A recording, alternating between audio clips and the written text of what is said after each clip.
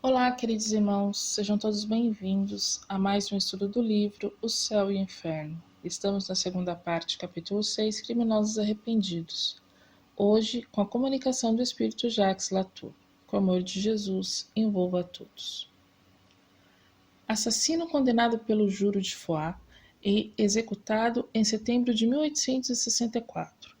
Em reunião íntima de 7 a 8 pessoas, em Bruxelas, a 13 de setembro de 1864, e a qual assistíamos, foi pedido ao médium que tomasse do lápis sem que houvesse feito evocação especial.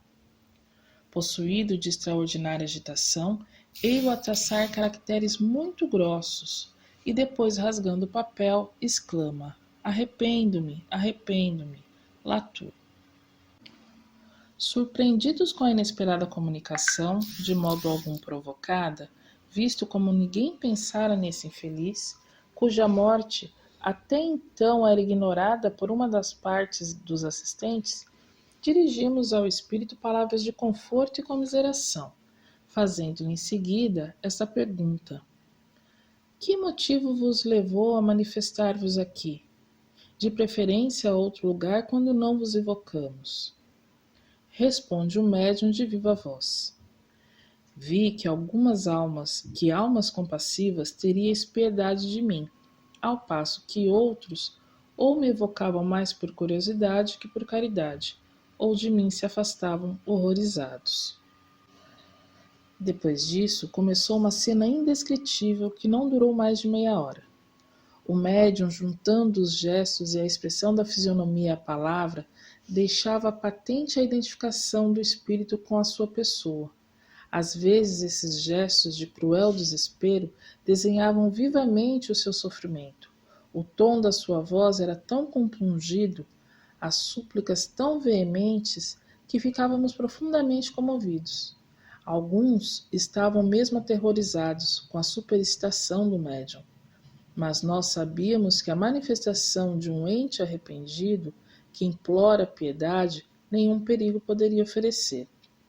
Se ele buscou os órgãos do médium, é que melhor desejava patentear a sua situação, a fim de que mais nos interessássemos pela sua sorte, e não como os espíritos obsessores e possessores que visam apoderar-se dos médiuns para os dominarem.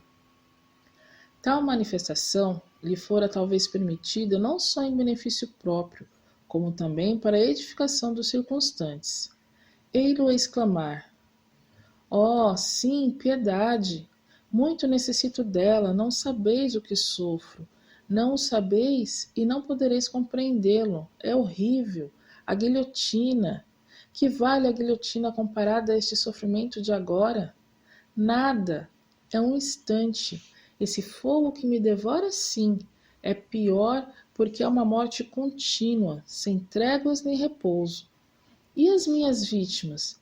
Ali estão ao redor, a mostrar-me os ferimentos, a perseguir-me com seus olhares.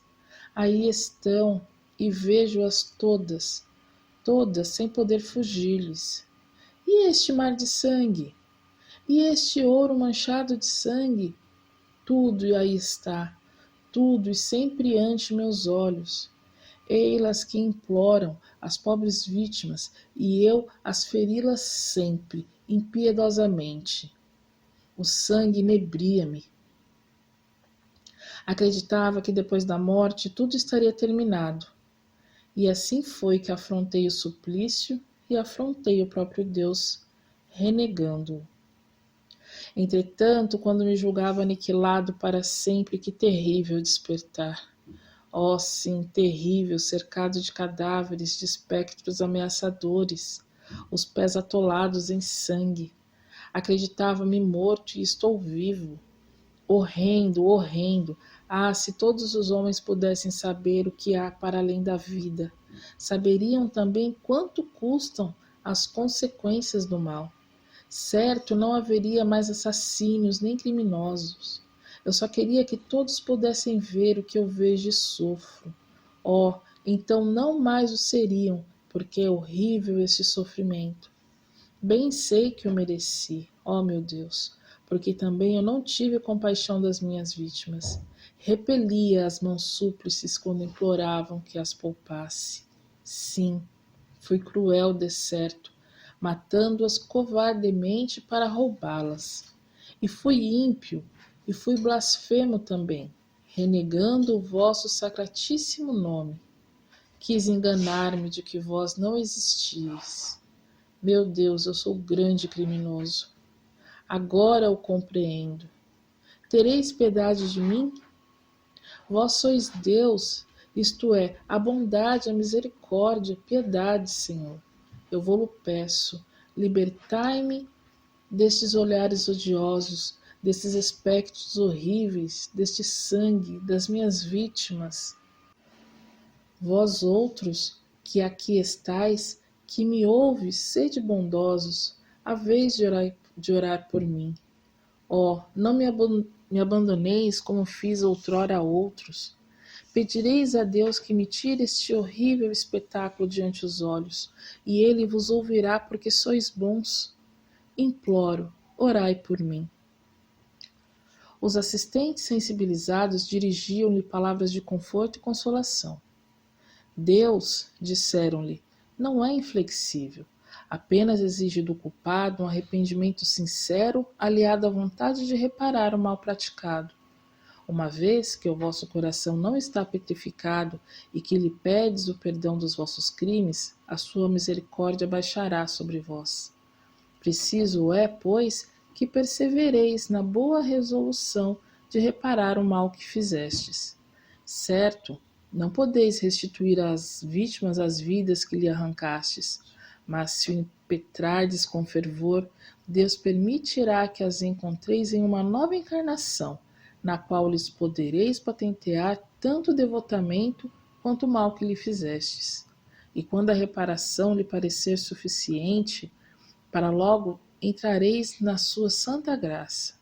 Assim a duração do vosso castigo está em vossas mãos, dependendo de vós o abreviá-lo.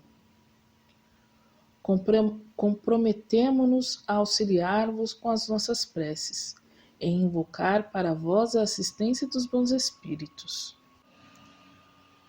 Feita a prece aos espíritos sofredores e arrependidos, o espírito em calma agradece. Obrigado, meu Deus. Ó, obrigado, tivestes piedade de mim. Eis que se afastam os espectros. Enviai-me os vossos bons espíritos para me sustentarem. Obrigado. Depois desta cena, o médium fica alquebrado, confuso. No dia seguinte, o espírito tornou a manifestar-se, agitado ainda por minutos apenas, e escreveu: Grato a vossas preces, experimento já uma sensível melhora.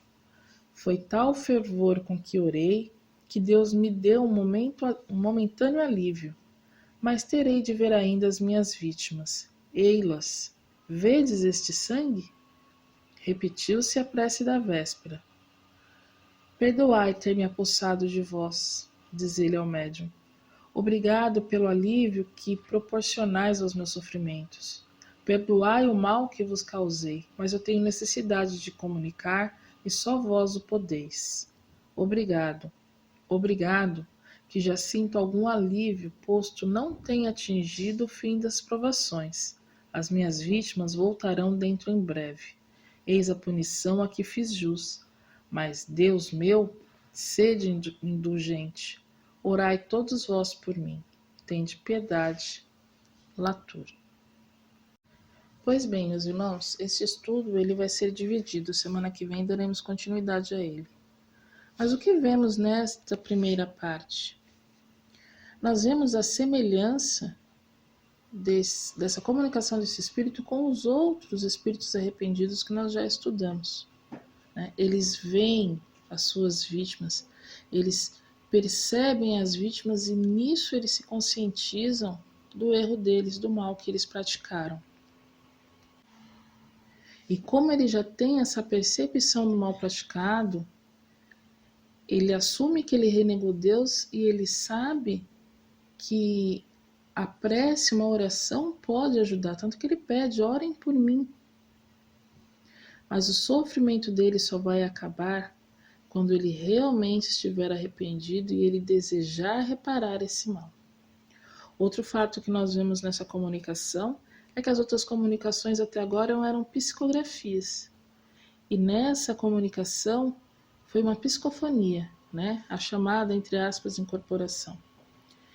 Ele pede até perdão por se apossar do médium, mas ele queria que realmente ele fosse atendido, que as pessoas vissem o sofrimento dele e o ajudassem, não uma comunicação só por curiosidade. Então ele se liga ao médium e usa, né, o seu aparelho psicofônico, né, ele usa a voz para se expressar. Muito bem, meus irmãos, semana que vem então daremos continuidade a este estudo. Que Jesus abençoe a todos.